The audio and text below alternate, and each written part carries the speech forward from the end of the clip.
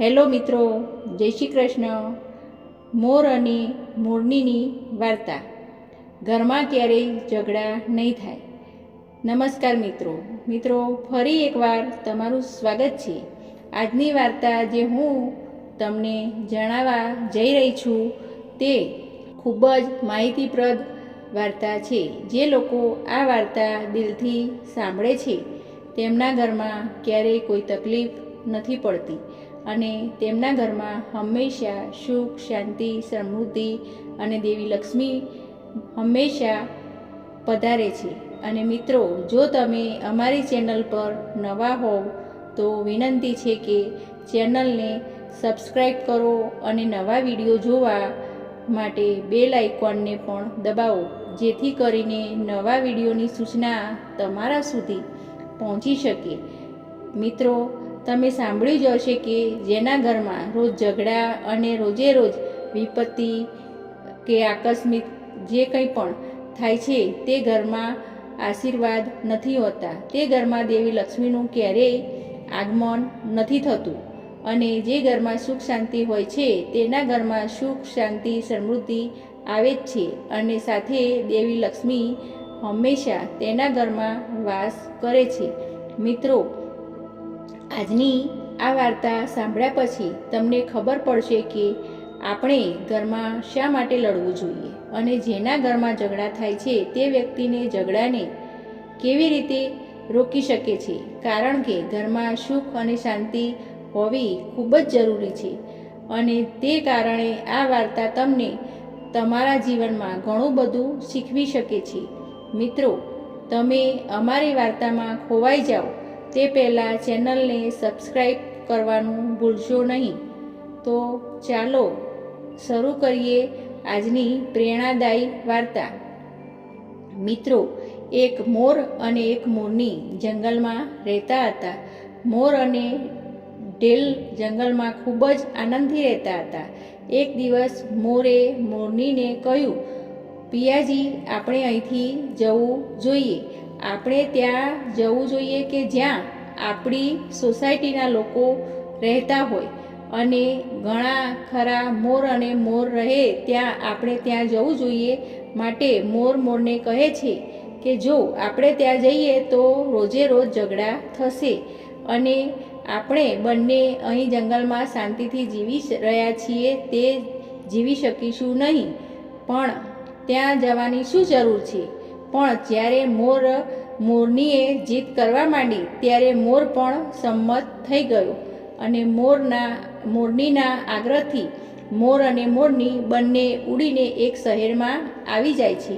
અને તે શહેરનો રાજા પ્રાણીઓ અને પક્ષીઓની ભાષા ખૂબ જ સારી રીતે સમજતા હતા. તે રાજાએ કારશાસ્ત્રનો અભ્યાસ કર્યો હતો. કારશાસ્ત્રનો અર્થ શું? પશુ પક્ષીઓની ભાષા સમજવાનો. તે રાજા દરેક પ્રકારના પ્રાણીઓ અને પક્ષીઓનો અવાજો સમજી શકતો હતો. આ શહેરમાં મોર અને ઢેલ બંને આવે છે અને એક દિવસ રાજાએ તેની રાણીને કહ્યું કે મને ખૂબ ભૂખ લાગી છે, કૃપા કરીને મને જમવાનું આપો.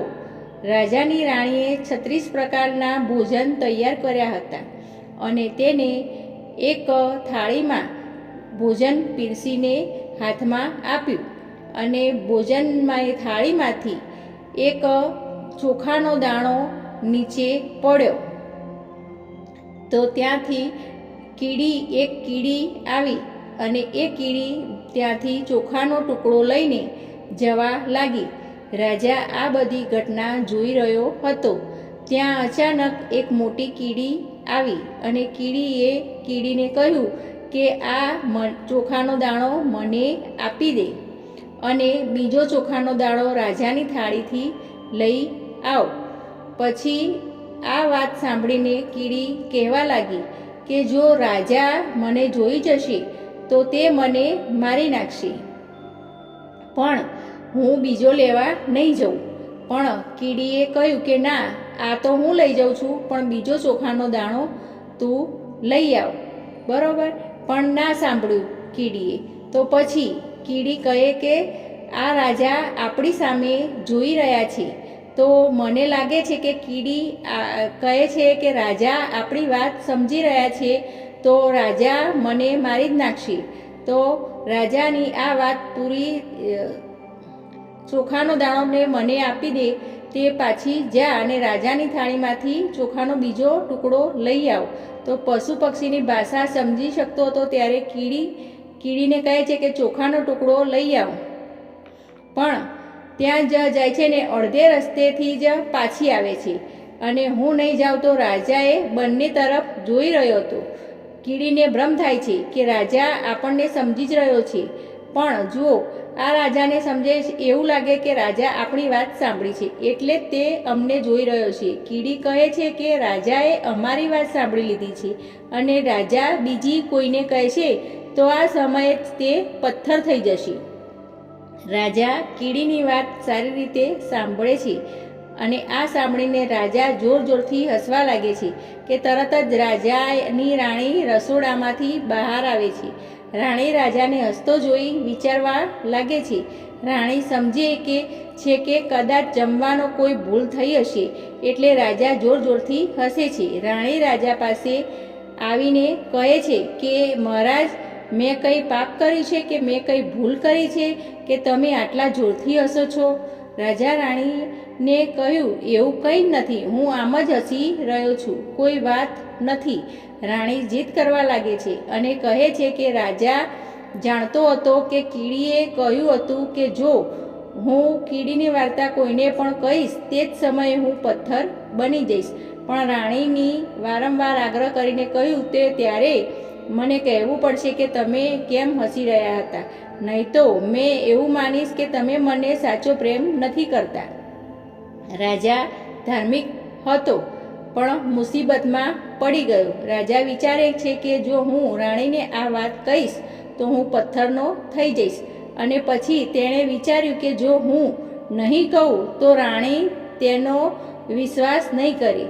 તો રાણી ખૂબ જ જિદ્દી છે, તે રાજાને રાણી સમક્ષ નમવું પડે છે અને રાજાએ રાણીને કહે છે કે હું તમને આ વાત કહીશ પણ તમને પાછળથી બહુ જ પસ્તાવો થશે. રાણી કહે છે કે હમણાં જ તમે કહેતા હતા કે કોઈ વાંધો નથી, હવે તમે કહો છો કે મારે પસ્તાવો કરવો પડશે. રાણી કહે છે કેમ કંઈક ગંભીર હોવું જોઈએ, અને રાણી વધુ આગ્રહ કરવા લાગ્યા ત્યારે રાજા કહે છે કે તો ઠીક છે, તો સાંભળો ત્યારે હું તમને જંગલમાં જઈને આ વાત. રાજા રાણી રથમાં બેસીને જાય છે અને ત્યાં જંગલમાં પ્રયાણ કરે છે. જંગલમાં પહોંચતાની સાથે જ રાજા રાણીને વાત સાંભળવા લાગે છે. રાજા રાણીની વાત થોડી સાંભળે છે, તે પણ ધીમે ધીમે તેણીની વાત સાંભળતા જ જેમ જેમ રાજા રાણીને કહ્યું તેમાંથી અડધું સાંભળ્યું તેમ તે પથ્થર બની રહ્યો હતો અને પણ અડધા પથ્થરમાં ફેરવાઈ જાય છે અને રાણીને કહે છે કે હું ધીમે ધીમે પથ્થર બની રહ્યો છું, તમને પાછળથી પસ્તાવો થશે. રાણી કહે છે રાજા મહારાજ, થોડીક વાત બાકી છે, તમારે તેને પણ કહેવી જોઈએ. રાજાની આખી વાત કહી અને રાણીની જીદને કારણે રાજા સાવ પથ્થર બની ગયો. રાજા સંપૂર્ણ રીતે પથ્થર થઈ ગયા છે અને રાણી રડવા લાગે છે અને રાણી પથ્થરને ખસેડવાની કોશિશ બહુ જ કરે છે, પરંતુ તે ભારે પથ્થરને કેવી રીતે ઉંચકી શકે, કારણ કે રાજા ખૂબ જ ભારે હતા. હવે મિત્રો, રાજા તો પથ્થર બની ગયા છે અને બીજી તરફ રાણી માથું પછાડે છે ને રડે છે. મોર અને મોરની આ વાર્તા ખૂબ સારી રીતે જોઈ રહ્યા હતા. રાણીનો વિલાપ જોઈને મોર અને મોરનીને દયા આવે છે. મોર મોરનીને કહે છે કે આવું થાય છે જીદને કારણે. આ જીદને કારણે અમે જંગલમાં આવવા નહોતા માંગતા. તો જંગલમાં આ રાણી ખૂબ જ દુઃખી થઈ. આપણે ત્યાંની મદદ ચાલો કરીએ. તે ખૂબ જ શોક કરી રહી છે અને તેને વધુ મદદ કરી શકાય તેમ નથી, પણ થાય તેટલી મદદ કરીશું. એટલે મોર અને મોરની રાણી પાસે આવે છે અને જઈને રાણીને કહે છે, રાણી સાહેબા, જે થયું તે ખોટું થયું, પણ હવે કૃપા કરીને ધીરજ રાખો, તમારી જાતને સાચવો અને આખું રાજ્ય તમારી પાછળ છે. રાજા તો પથ્થરના થઈ ગયા છે. હવે તમારા જ પર રાજ્યનો કારોબાર આવ્યો છે, તો તમારે જ સંભાળવો પડશે. મોરના શબ્દો સાંભળીને રાણી મોરને કહે છે કે ભાઈ, હું મારી જાતને કેવી રીતે સાચવું, કે કેવી રીતે હું સંભાળું? હવે મારી દુનિયામાં કંઈ જ રહ્યું નથી, કારણ કે મારા પતિ પથ્થરના થઈ ગયા છે અને મારે શું કરવું? રાણીના આ શબ્દો સાંભળીને મોરે પૂછ્યું કે રાજા આટલા બધા સારા હતા તો પછી પથ્થરના કેવી રીતે બની ગયા? રાણીએ એ જ વાત કહેવા લાગે છે કે જે રાજાએ રાણીને કીડી વિશે કહ્યું હતું. તો રાણીએ એ જ વાત મોર અને મોરનીને કહી અને રાણી પણ ધીમે ધીમે પથ્થર બની જવા લાગ્યા.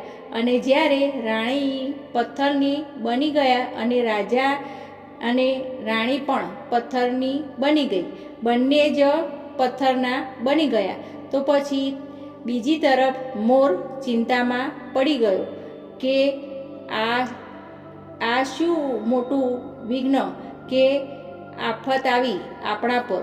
પણ આવી રીતે કીડીની આ વાતને કારણે રાણી પર પથ્થર જેવી થઈ ગઈ. મોર મોરનીને કહે છે કે સ્ત્રીઓના મોઢામાં કોઈ વાત રહેતી જ નથી, તો શું કરશું? કીડીની વાત તો કોઈને કહીશ તો એ જ ક્ષણે પથ્થર બની જવાશે.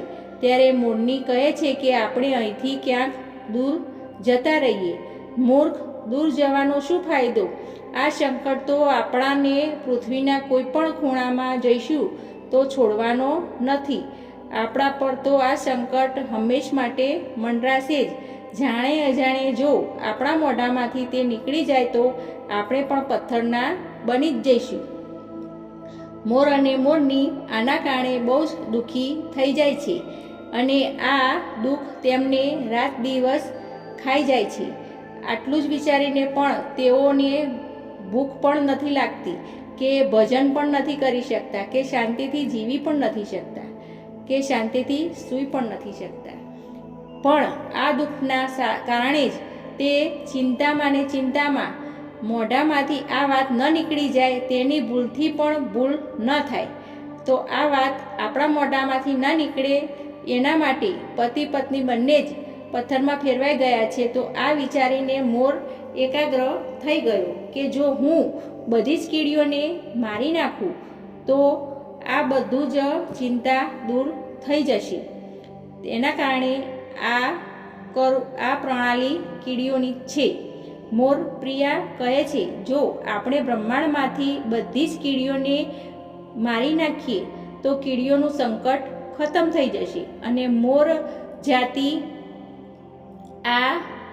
જાતિ આ વાત સાથે સંમત થઈ અને બધી જ કીડીઓને મારીને ખાવાનું શરૂ કર્યું.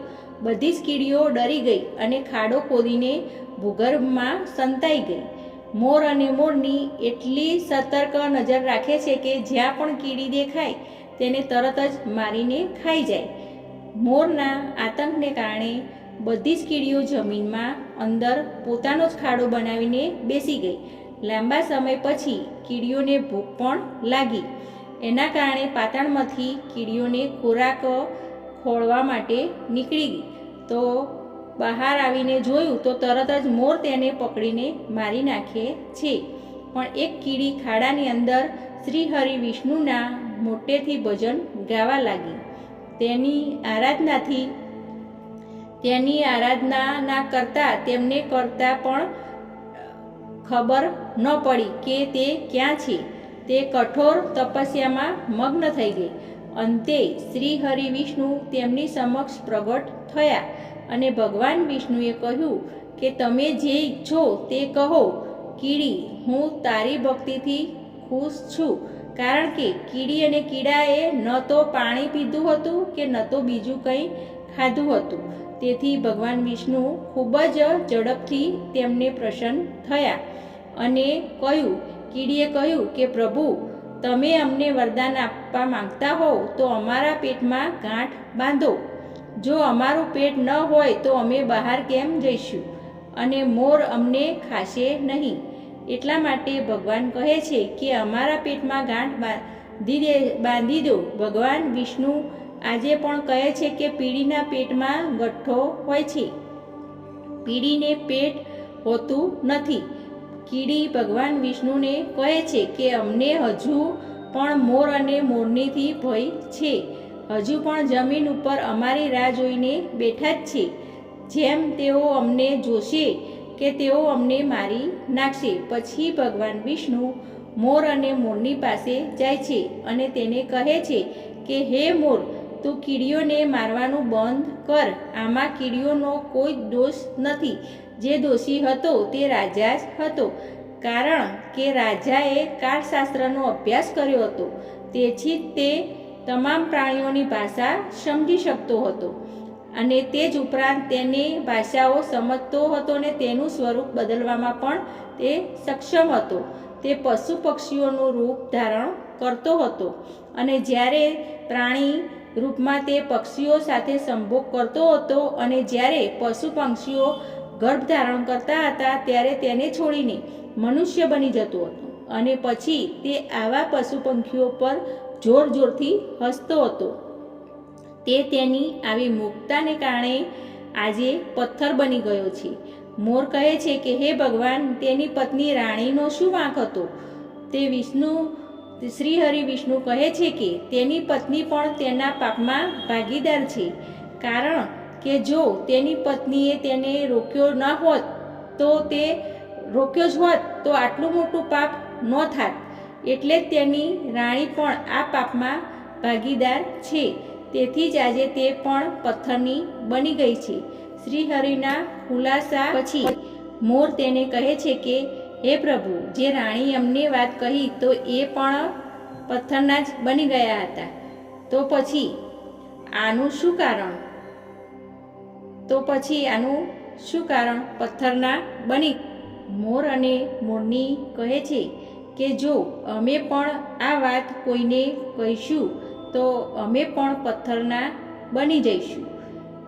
એટલા માટે અમે આ કીડીઓને મારી નાખીએ છીએ. તો શ્રીહરિ વિષ્ણુ કહે છે કે તમારો આ શ્રાપ હવે સમાપ્ત થઈ ગયો છે. કોઈને કહો તો તમને કોઈ ફરક નહીં પડે. તમે કોઈને પણ કહી શકો છો. ભય તમારાથી પસાર થઈ ગયો છે. મોર અને મોરની ભગવાન વિષ્ણુની આ વાત સાંભળીને ખૂબ જ ખુશ થઈ ગયા.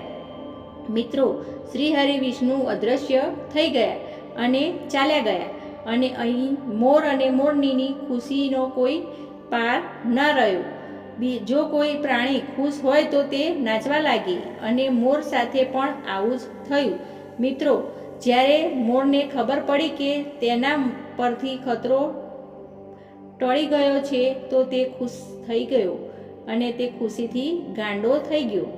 પછી મોર જેવો આનંદથી તેના પગ નીચે જોયું કે ફાટેલા કદરૂપા પંજા મોરના બનેલા છે. મોર તેના પગ જોઈને રડવા લાગ્યો. મોરે વિચાર્યું કે પહેલાં મારા પગ આટલા સુંદર હતા, પણ આજે આટલા તિરાડ અને ગંદા કેવી રીતે છે? મારું આખું શરીર સુંદર છે, પણ મારા પગ આટલા તિરાડ અને કદરૂપા કેવી રીતે છે? કારણ કે તે ઘણી કીડીઓને મારીને ખાઈ ગયો હતો, તેથી જ તેના પગ ફાટી ગયા હતા. આજે પણ જો કોઈ વ્યક્તિ કીડી ખાય તો તેનું શરીર પર નાની ફોલ્લીઓ દેખાય છે. જો તમે ખૂબ કીડીઓને ખાશો તો તમારું શરીર પણ ફાટવા લાગશે. સાપ તેની ચીકણી કેમ છોડે છે? કારણ કે સાપ કીડીઓ ખાય છે, તેનું શરીર ફાટી જાય છે. તેમજ મોરના પગ પણ ફાટી ગયા હતા. તેથી મોર તેના પગ તરફ જોઈને જોર જોરથી રડવા લાગે છે. મોરનીને ધીરજ રાખવાનું કહે છે કે જે થયું તે થયું, રડવાથી શું થશે? મોર નાચે છે અને મોટેથી રડે છે. તેથી જ એક પ્રવાહ તેની આંખોમાંથી આંસુ વહી રહ્યા હતા અને મોરનીને શાંતિથી રહેવાનું કહે છે અને આંસુ પાડવાનું શું કામ? હવે જે થયું તે થયું, પણ આપણા પરથી સંકટ ટળી ગયું. હવે જે મોરને કહે છે કે આપણે આપણી જગ્યાએ શાંતિથી રહીએ, પણ આપણા હાથની તો કોઈ વાત છે જ નહીં. અને તેની ચાંચ વડે દરેક આંસુ ઉપાડે છે અને મોંમાં નાખે છે, અને પછી ભગવાન વિષ્ણુ આશીર્વાદ આપે છે અને કહે છે કે તમારો પ્રેમ કાયમ એવો જ રહે કે આ વરદાનથી મોર ક્યારેય સંભોગ કરી શકતો નથી, કારણ કે જ્યારે મોર નાચે છે ત્યારે તેની આંખમાંથી આંસુ પડે છે અને એ જ મોર તે આંસુને નમન કરે છે, અને આ આંસુઓને લીધે મોરની ગર્ભવતી બને છે. ભગવાન શ્રી હરિ મોર અને મોરનીને આશીર્વાદ આપે છે કે અને કહે છે કે તમારી ભક્તિ ધન્ય છે અને તું પણ ધન્ય છે. એક જ સમય એવો આવશે કે જ્યારે તારું પીંછું મુંગટ તરીકે પહેરવામાં આવશે. તેથી તે કહે છે કે જ્યારે શ્રી હરિ વિષ્ણુ કૃષ્ણના રૂપમાં ધરતી પર આવ્યા હતા, તે પોતાના મુંગટમાં મોરનું પીંછું ધારણ કરતા હતા. મિત્રો, આજની આ વાર્તામાં આટલું જ છે, અને અમે આશા રાખીએ છીએ કે તમે આ વાર્તામાંથી ઘણું શીખ્યા હશો. મિત્રો, આ ધાર્મિક વિડીયોમાં જોવા ચેનલને લાઈક, સબસ્ક્રાઈબ સાથે બેલ આઇકન પણ પ્રેસ કરજો. અને મિત્રો, કોમેન્ટમાં તમારા ઈષ્ટદેવને માનતા હોવ તો તેમનું નામ પણ જરૂરથી લખજો. તમારો ખૂબ ખૂબ આભાર. હર હર મહાદેવ.